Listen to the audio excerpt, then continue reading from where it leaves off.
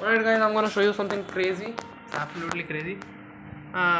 यहाँ पे ये मेरे पास एक सीक्रेट सा पेपर है जो कि मैंने 6,500 रुपये में ख़रीदा है. जस्ट किडिंग गाइस, जो भी है ये ऑनलाइन मिला था मुझे. तो यहाँ पे बेसिकली एक क्वेश्चन देखो, इसमें ये क्वेश्चन नंबर 5 है सुप्रीम कोर्ट का. हु अपॉइंट द जजेस of supreme court, mention any 2 qualification required. यानी कि क्वालिफिकेशन पूछा है बेसिकली सुप्रीम कोर्ट के जजेस का. हमारे यहाँ पे सुप्रीम कोर्ट का क्वेश्चन आ गया, ये रहा. यहाँ पे हम लोग को वहाँ पे पूछा गया था हु अपॉइंटमेंट ऑफ जजेस पूछा गया था पहले वाले में. यहाँ पे टर्म पूछा गया है, बाकी जो 2 क्वालिफिकेशन है वो सेम है. उसके बाद यहाँ पे कोर्ट ऑफ रिकॉर्ड कैसे है उसके लिए 3 पॉइंट्स. इसके यहाँ पे दूसरा कुछ पूछा गया, इंडिपेंडेंस ऑफ जुडिशरी पूछा गया. But the last question basically explain the following terms, revisory judiciary, advisory judiciary, 4 marks के लिए मेरे यहाँ पे आज के पेपर में. Explain the following terms, advisory jurisdiction और हाँ सेम ही है. तो बेसिकली जुडिशल रिव्यू, तो ये भी 4 मार्क्स का क्वेश्चन है. इवन दो ये जुडिशल रिव्यू और रिवाइजरी जुडिक्शन अलग है, मगर वो दोनों सेम जगह से ही है, बेसिकली सेम पेज से है. गेस एक ही जगह पे बुक में दिए हुए थे. तो या that's kind of close what ever. और कहाँ है, और ये वाला क्वेश्चन. हाँ तो यहाँ पे बेसिकली हमें कहाँ गया हाँ 4 changes made to the army, वो लास्ट वाला 4 मार्क्स वाला क्वेश्चन जो है. और वो और यहाँ पे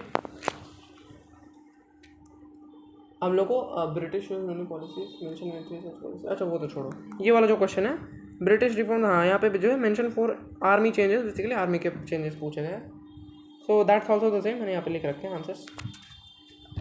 same question exactly the same, 4 marks के. ठीक है वट एवर.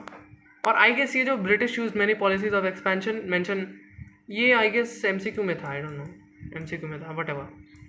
और यहाँ पे ये तो नहीं है, ये ऑब्जेक्टिव वगैरह लॉर्ड लिटन, ये भी आई गेस MCQ में था. लॉर्ड लिटन कुछ तो एक इसका MCQ से लेना देना था. और प्रेस तो छोड़ो, ये क्वेश्चन देखते हैं. हाँ name the march 4 clauses of Gandhi Irwin pact, same question we have. हाँ ये रहा, mention any 4 clauses of Gandhi Irwin pact, same question. देखो ये भी क्वेश्चन 7 है और ये क्वेश्चन नंबर 8 है. बेसिकली ये क्वेश्चन का मतलब आगे पीछे हो गया बेसिकली. और है कंसिडरेबल इम्पैक्ट. हाँ तो यहाँ पे 3 पॉइंट्स में हम लोग को इम्पैक्ट बोलने बोला है, यहाँ पे नॉन कोऑपरेशन मूवमेंट का ही. और वी हैव मेंशन 3 रीजंस, ये नहीं ये वाला. हाँ mention any 3 points to analyse the impact of non cooperation movement. वहाँ पे सिविल डिसोबियंस मूवमेंट का पूछा गया, यहाँ पे नॉन कोऑपरेशन मूवमेंट का पूछा गया है. But it's same thing from the same chapter, exact same chapter.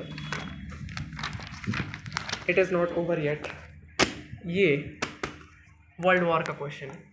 Describe the incident depicted in the cartoon. Explain the immediate cause of war associated with the headline. Sarajevo crisis दिया हुआ है, वहाँ पे भी साराजेवो क्राइसिस दिया हुआ है. 3 marks दोनों के. सेम क्वेश्चन है, क्वेश्चन नंबर 9 और सेम रोमन नंबर.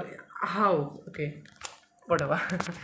और mention any 3 points analyse how Europe was rearrange. अच्छा यहाँ पे बेसिकली यूरोप कैसे रीअरेंज हुआ वो उसके बारे में पूछा गया बेसिकली. तो उसमें एल्सेस एंड लॉरेन वगैरह लिख सकते हैं हम लोग. ऑस्ट्रियन हंगरी 2 भाग में बट गए थे वो सब. बट उसके बाद वाला जो क्वेश्चन है, Germans describe the treaty of Versailles, give any 4 reasons, मतलब ट्रीटी ऑफ वर्सेल्स के 4 क्लॉजेस पूछे गए. According to treaty of Versailles war reparation paid by, same what the hell. उसके बाद दो यहाँ से ये पूछे गए. और हाँ और तुम्हारे यहाँ से 2 कॉमन कॉजेज पूछे गए for the rise of dictatorship. I guess ये भी मैंने यहाँ पे कहीं तो देखा था इसी वाले पेपर में. मतलब it's the same thing, I don't know how, but I guess today's paper was leaked and I had the papers. I am just kidding.